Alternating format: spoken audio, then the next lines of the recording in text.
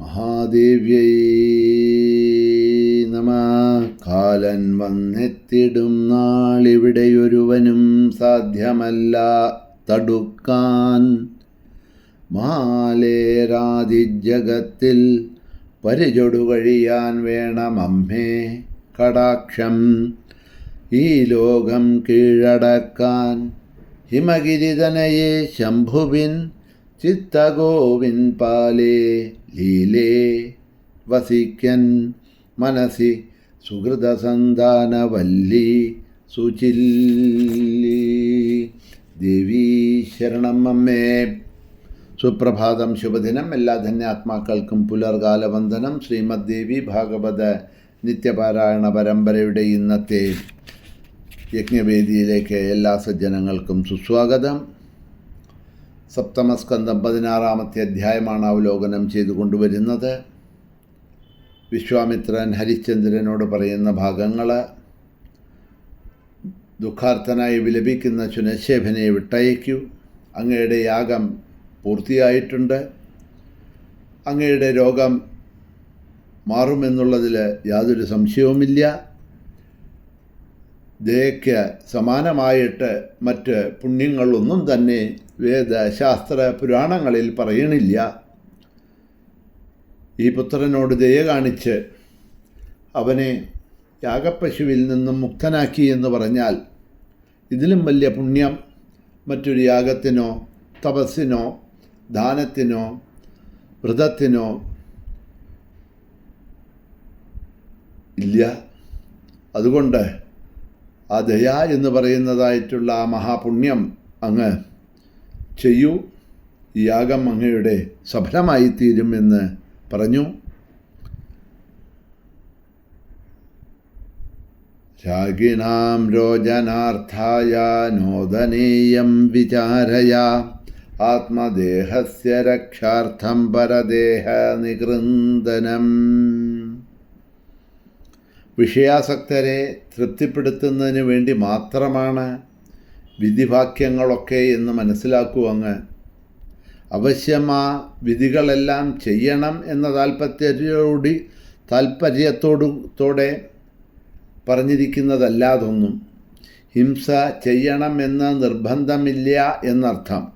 സ്വന്തം ശരീരം രക്ഷിക്കാനാണല്ലോ നമ്മൾ അന്യരെ ഹിംസിക്കുന്നത്. അതായത് എന്തിനാണ് ഇത്തരത്തിലുള്ള പല വിധത്തിലുള്ള വിധികളൊക്കെ ശാസ്ത്രപുരാണങ്ങളിൽ വെച്ചിരിക്കുന്നത് എന്ന് ചോദിച്ചാൽ ആ വിഷയാസക്തിയുള്ളവരുടെ മനസ്സിനെ തൃപ്തിപ്പെടുത്താനും അവരുടെ മനസ്സിൽ കരുണ, ദയ മുതലായവ ഉണ്ടാക്കുവാനും വേണ്ടിയാണ് ഇത്തരത്തിലുള്ള വിധിയും നിഷേധങ്ങളും ഒക്കെ ശാസ്ത്രങ്ങളിലെ, വേദങ്ങളിലെ, പുരാണങ്ങളിലൊക്കെ പറഞ്ഞിട്ടുള്ളത്. അല്ലാതെ അങ്ങനെ ചെയ്യണം എന്നുള്ള ഒരു താല്പര്യം വെച്ചുകൊണ്ട് പറഞ്ഞതല്ല. നമ്മളുടെ മനസ്സിലുള്ള ഹിംസാത്മകമായിട്ടുള്ള ചിന്തകളെയെല്ലാം കളഞ്ഞ് ദയാ, കരുണ, തിദീക്ഷ മുതലായിട്ടുള്ള ഭാവങ്ങളെ നമ്മളിൽ വളർത്താനായിക്കൊണ്ടാണ് വാസ്തവത്തിൽ ഇത്തരത്തിലുള്ള കർമ്മങ്ങൾ, വിധികൾ പുരാണങ്ങളിലൊക്കെ പറഞ്ഞിരിക്കുന്നത്. ശുഭമാഗ്രഹിക്കുന്നവൻ ഹിംസ പൂർണ്ണമായും വർജിക്കണം. എല്ലാ ജീവരാശികളിലും ഒരുപോലെ ദയയുള്ളവനിലും ഭഗവാന്റെ അനുഗ്രഹം കിട്ടുന്നതുകൊണ്ട് ഇന്ദ്രിയങ്ങളെ ജയിച്ച് പരപ്രാണികളോട് സ്നേഹം, ദയ, കാരുണ്യം മുതലായവ കാണിക്കുന്നവനോട് ജഗത്പതി പ്രസാദിക്കും. അതുകൊണ്ട് ഹേ രാജൻ, സർവ ജീവരാശികളെയും തന്നെ പോലെ തന്നെ വിചാരിക്കണം. ജീവിക്കുക എന്നതാണ് എല്ലാവർക്കും എപ്പോഴും പ്രിയം. ജീവിതവ്യം പ്രിയം നൂനം സർവേഷാം സർവദാ കില. അല്ലേ? നമുക്ക് ജീവിച്ചിരിക്കണം എന്നുള്ളതല്ലേ ഏറ്റവും വലിയ പ്രിയം നമ്മുടെ. അങ്ങനെ നമുക്ക് ഏറ്റവും അധികം പ്രിയമായിട്ടുള്ളത് ഈ ലോകത്ത് സ്വന്തം ജീവനാണ്, ജീവിച്ചിരിക്കുന്നതാണ് എന്നുണ്ടെങ്കിൽ അപ്പോൾ മറ്റുള്ള എല്ലാ പ്രാണികൾക്കും ഉള്ളിൽ അത് തന്നെയല്ലേ ഭാവം, എല്ലാവർക്കും അത് തന്നെയല്ലേ ഉള്ളിൽ ആഗ്രഹമുണ്ടാവുക. സ്വയം ജീവിക്കണം എന്ന ആഗ്രഹമല്ലേ ഉണ്ടാവുക. ആ ജീവനോടല്ലേ എല്ലാവർക്കും പ്രിയമുണ്ടാവുക. ഈ ബ്രാഹ്മണകുമാരനെ കൊന്നിട്ട് അങ്ങ് നേടാൻ ആഗ്രഹിക്കുന്നത് സ്വന്തം ശരീരസുഖമല്ലേ? അങ്ങ് തുച്ഛമായിട്ടുള്ള ഈ സ്വന്തം ദേഹസുഖമല്ലേ ഇപ്പോൾ ഈ ബ്രാഹ്മണകുമാരനെ കൊന്നാൽ അങ്ങേക്ക് കിട്ടാൻ പോകുന്നത്?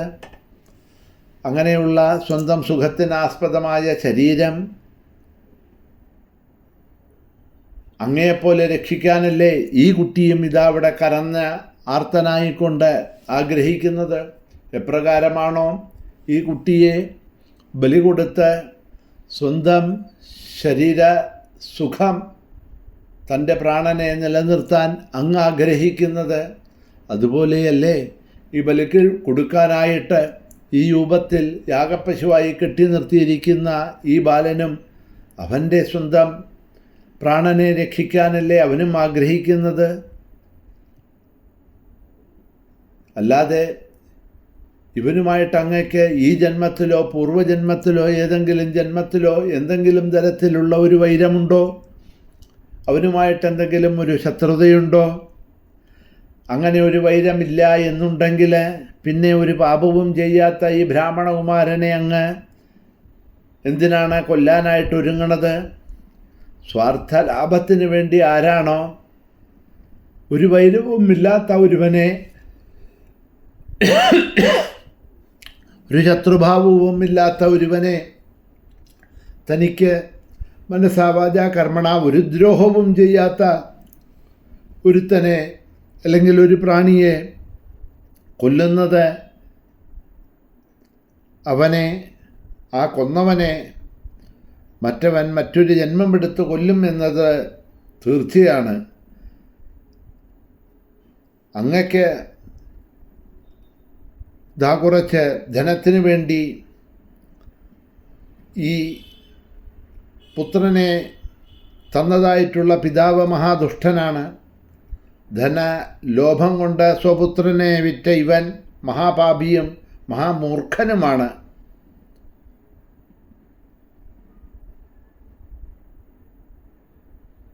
പ്രിയപ്പെട്ട ധാരാളം മക്കളുണ്ടെങ്കിൽ ഒരുവൻ ഗയയിൽ ചെന്ന് ശ്രാദ്ധം നടത്തിയെന്നൊക്കെ വരാം, അശ്വമേധയാഗം ചെയ്തു എന്ന് വരാം, അശ്വത്തെ ദിഗ്വിജയത്തിന് അയച്ചു എന്ന് വരാം, അശ്വമേധയാഗം നടത്തി എന്ന് വരാം. നാട്ടിലേതെങ്കിലും ഒരുവൻ ചിലപ്പോഴേ പാപകർമ്മം ചെയ്തു എന്ന് വരും. ആ പാപത്തിൻ്റെ 1/6 രാജാവും അനുഭവിക്കേണ്ടി വരും എന്നതിന് ഒരു സംശയവുമില്ല. പാപം ചെയ്യാൻ ഒരുങ്ങുന്നവനെ തടയേണ്ടത് രാജാവിൻ്റെ കടമയാണ്. ആ ധർമാധർമ്മങ്ങളെയാണ് ഇവിടെ വിശ്വാമിത്രൻ ഹരിശ്ചന്ദ്രനെ ഉപദേശിച്ചു കൊടുക്കുന്നത് എന്നുള്ളതാണ്.